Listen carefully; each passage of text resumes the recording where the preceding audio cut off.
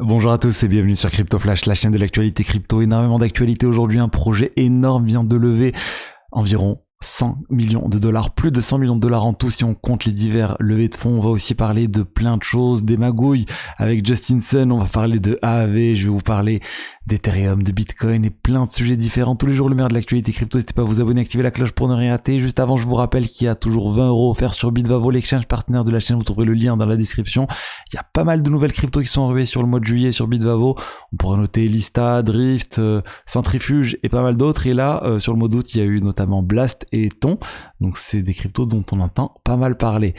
Le lien est dans la description pour profiter de tout ça. Alors, le cours des crypto-monnaies aujourd'hui, on a une hausse générale, pas une hausse incroyable, mais une hausse quand même générale. Bitcoin plus 3%, 61 000 $, Ethereum 2630 $, plus 1,7%. ADA est reparti à la hausse. On se rappelle, il était en baisse ces derniers temps. Là, on a plus 7% de hausse. Mais bon, globalement, je vous ai dit, une petite hausse globale. Et ce qu'il faut noter aussi, c'est que la Bitcoin dominance, donc la part de marché du Bitcoin sur tout le marché des crypto-monnaies, a atteint 56%, et c'est quelque chose qui n'avait pas été atteint depuis un moment. Voilà, on le constate, vous l'avez tous constaté que le Bitcoin n'a pas trop chuté par rapport à son plus haut historique, par rapport à d'autres crypto-monnaies, par rapport à la plupart des crypto-monnaies. Et voilà, ça montre un peu la solidité du Bitcoin, mais bon, c'est assez cyclique. On a vu des fois la dominance a baissé, d'autres fois elle a fortement augmenté.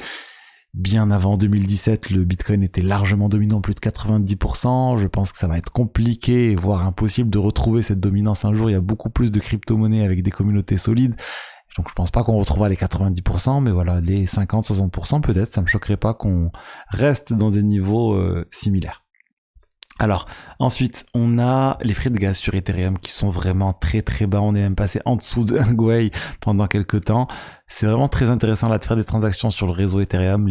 C'est vraiment là, c'est juste incroyable qu'on soit arrivé à ces niveaux-là. Après, c'est bien d'un point de vue utilisateur parce qu'on a les frais qui sont très bas, mais d'un point de vue utilisation du réseau et tokenomics pour Ethereum, c'est pas bon parce que moins il y a d'utilisation du réseau, moins il y a d'Ether qui sont brûlés, et du coup plus il y a d'inflation sur le réseau Ethereum. On reste bien sûr bien en dessous de l'inflation du Bitcoin par exemple, mais voilà, disons qu'on on est passé en mode inflationniste pour l'Ether dernièrement, alors que pendant longtemps on était en mode déflation. Ensuite, on a AV qui fait son arrivée sur ZK Sync ERA, donc le réseau principal de ZK Sync. Ça va permettre à AV de se connecter un peu à tout l'écosystème ZK Sync. Ils ont aussi cette vision avec plein de blockchains en parallèle qui vont exister, communiquer avec une liquidité unifiée, toute la notion des Elastic Chain. Donc c'est pas une surprise, on savait que allait arriver, ZK Sync avait annoncé un gros airdrop pour AV alors qu'AV n'était même pas lancé sur ZK Sync.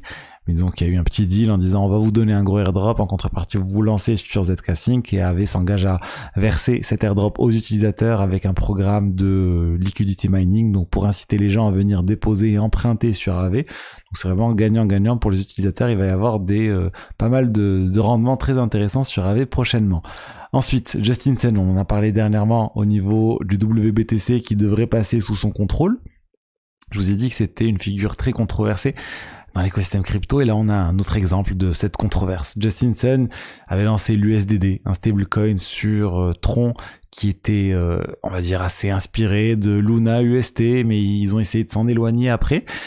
Et en fait, c'était un stablecoin qui était backé par du TRX, par du Bitcoin et par de l'USDT. Et la part du Bitcoin était significative. Donc ça changeait de Luna où on avait uniquement du backing, plutôt ça changeait de l'UST qui était backé par le Luna uniquement. Là, il y avait autre chose. Et là, quand on va voir sur le site de l'USDD, on remarque en fait qu'il n'y a plus que du TRX et de l'USDT. Tout le Bitcoin a disparu du collatéral, donc c'était sans doute le Bitcoin de Justin Sun que Justin Sun avait fourni, enfin, c'est ce qui se dit. Et là, en fait, le Bitcoin a disparu du collatéral, 12 000 Bitcoins ont disparu, ça représente plus de 700 millions de dollars, et surtout ça a disparu sans qu'il y ait aucun vote du DAO qui est censé organiser tout ça, de la DAO qui est censé être cette organisation autonome décentralisée. Il n'y a pas eu de tout ça, il n'y a pas eu de vote de la communauté, il n'y a absolument rien eu du tout. Et ça montre qu'il y a un petit souci au niveau de l'USDT, de l'USDD. Il n'y a pas de vote. Du coup, c'est extrêmement centralisé. Et on est en train de voir que c'est un peu la caisse de Justin Sun qui en fait un peu ce qu'il veut. Il y avait d'ailleurs eu un article de Protos, la même le même journal qui a publié cette information, qui disait qu'en fait Justin Sun avait stocké les réserves de l'USDD dans HTX pour aider à montrer la solvabilité de HTX, qui est l'exchange qu'il a racheté aussi. Donc on a un mélange des genres, on a des choses pas très nettes, et je vous dis, c'est ce qui inquiète les gens avec le WBTC. Qu'est-ce que pourrait faire Justin Sun avec cette réserve de plusieurs milliards de dollars de Bitcoin? Ça inquiète un peu, et voilà, c'est une illustration de pourquoi les gens sont inquiets autour de la prise de contrôle partielle, on va dire, du WBTC, ce Bitcoin sur le réseau Ethereum avec près de 10 milliards de dollars qui devrait ou pourrait passer sous responsabilité partagée avec Justin Sun et BitGo. Ensuite, je vous ai dit un très très gros projet là qui vient de lever des fonds, c'est juste énorme, c'est Story Protocol. J'en avais jamais entendu parler alors qu'ils avaient déjà levé des fonds en septembre dernier. Ils viennent de lever 80 millions de dollars, et si on cumule leurs divers levées de fonds, ils sont à 140 millions de dollars. C'est comme ça qu'ils communiquent sur le sujet, et surtout 80 millions de dollars avec Anderson Horowitz, A16Z Crypto, qui est derrière. Donc c'est un investisseur très très connu dans l'écosystème crypto, dans l'écosystème de la Silicon Valley aussi. Après, on remarquera des investisseurs un peu plus originaux. On pourra voir Paris Hilton comme investisseur sur ce projet.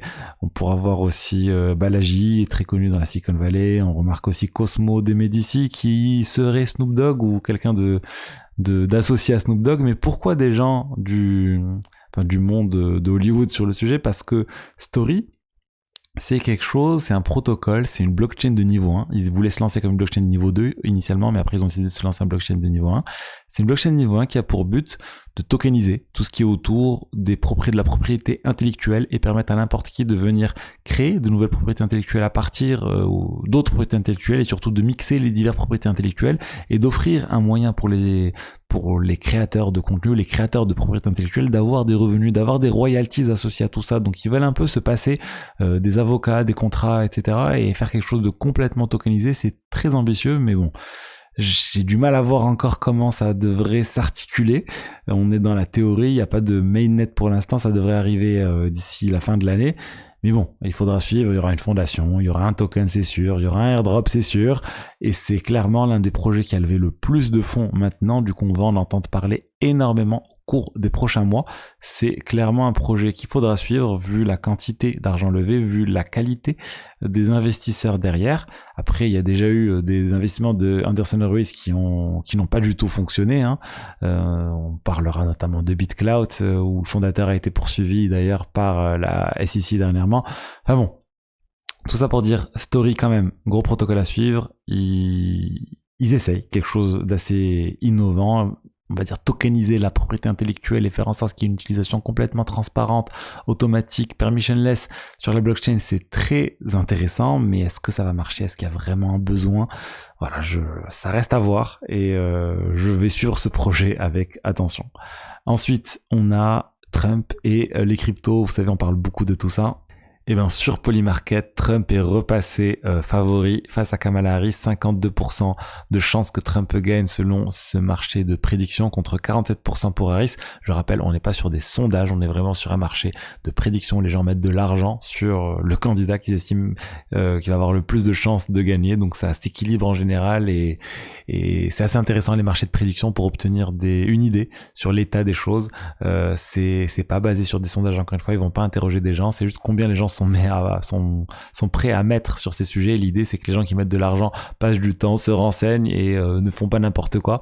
Et du coup, c'est censé être assez proche de la réalité. Donc on va suivre ça, mais c'est une bonne chose que Trump repasse devant Kamala Harris pour la position de Trump sur les cryptos, qui est vraiment extrêmement pro-crypto. Ensuite, je voulais vous parler d'un scam qui vient d'avoir lieu sur le compte Instagram de McDonald's. Le compte Instagram s'est fait pirater, il y a eu un scam, ça a eu plus de 700 000 $ ont été récupérés par le scammer. En quoi consistait le scam? C'est juste lancer un meme coin sur pump.fun. Donc je vous ai pas mal parlé de ce launchpad sur Solana pour lancer des meme coins facilement et gratuitement. Le hacker a lancé un meme coin, il en a fait la promotion sur le compte Instagram de McDonald's en montrant que c'est un meme coin, on va dire, officiel de McDonald's. Le nom, c'était Grimace.